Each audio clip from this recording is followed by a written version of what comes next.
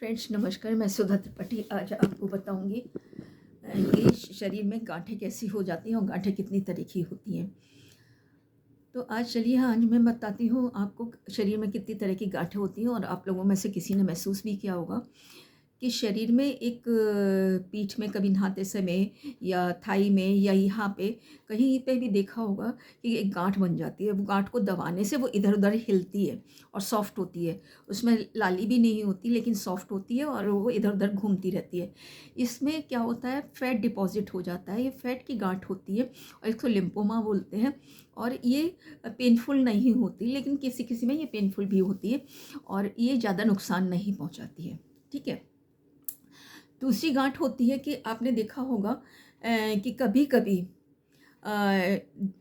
Skin के अंदर deeply एक गांठ हो जाती है। वो सिबियसिस ग्लैंड की गांठ होती है। सिबियसिस ग्लैंड क्या होती है कि जहाँ से पसीना निकलता है, जहाँ से चिकनाई निकलती है बॉडी में, जिस पोर से, वहाँ पे अंदर की तरफ गांठ हो जाती है और थोड़ी सी पेनफुल होती है और उसको दबाने से कुछ स्टिकी सा पदार्थ निकलता है और उस पदार्थ में थोड़ी सी बदबू होती है।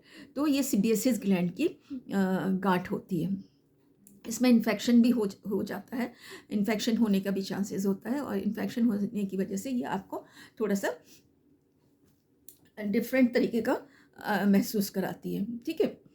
एक होती है एक और तरह की गांठ होती है जो आपने देखा होगा मोस्टली लोगों को क्या होता है कि कभी-कभी ये लिम्फोमा हो गया, सिबियसिस ग्लैंड की हो गई और एक और होती है गांठ, जो आपकी गांठ कहीं न कहीं इन्फेक्शन की वजह से होती है।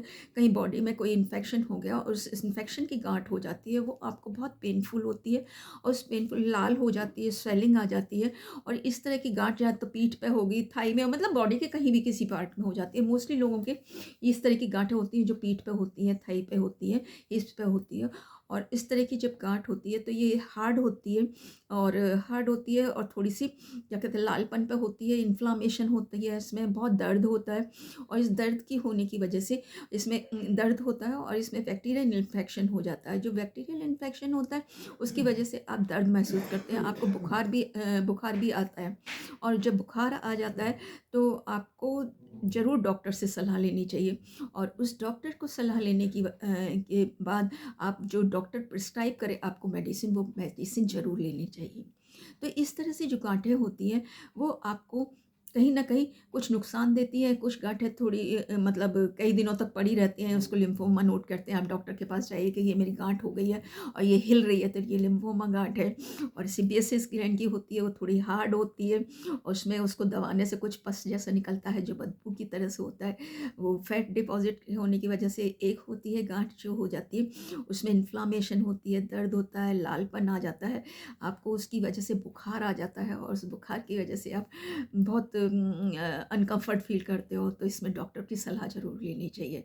तो आपको दोस्तों ये मेरा वीडियो कैसे लगा? अगर इस तरह की गाँठ हो तो आप महसूस करिएगा, लोग बागों को देखिए और टच करके देखिए। अगर उसको ऐसे पकड़ते हैं, हिल रही है गाँठ, इधर-उधर कर रही है, हिल रही है, बड़ी हो गई है और उसमें लिम्फोमा है, मतलब फैट डिपॉज़िट होने की वजह से गाँठ हुई है। तो इस तरह की गाँठें जो हैं दर्द नहीं करती, पड़ी रहती हैं सालों, आपको नुकसान नहीं करती। लेकिन अगर कुछ गाँठ ऐसी भी होती हैं, जो आपको गाँठ हो गई, आपको हार्ड भी है और उसका साइज़ बढ़ता चला जा रहा है, उस साइज़ बढ़ता चला रहा है, अगर कभी-कभी दर्द भी होता है आपको उसमें और आपका देखिएगा, आप साइज़ नापिएगा तो आपका साइज़ कम हो रहा है, आपका वेट कम हो रहा है और आपको कभी-कभी फ़ीवर भी आता है। तो अगर इस तरह की गाँठ हो, तो आप डॉक्टर के पास जाइए और उसकी टेस्टिंग कराइए, कहीं ऐसा तो नहीं है आपको कैंसर की गाँठ है। ठीक है? अगर कैंसर की गाँठ है, तो आप उसका ट्रीटमेंट कराइए और इस गाँठों पे ज़रूर फ़ोकस करिएगा, जिसके भी है देखिए, चेक करिए।